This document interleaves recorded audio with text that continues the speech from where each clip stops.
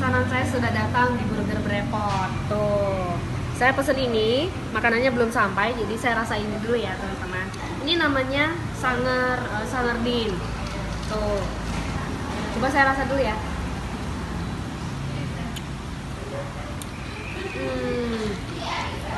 Ini enak teman-teman.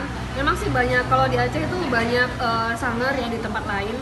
Tapi saya rasa setiap tempat tuh berbeda-beda rasanya. Karena racikannya ya, mereka racik itu beda-beda.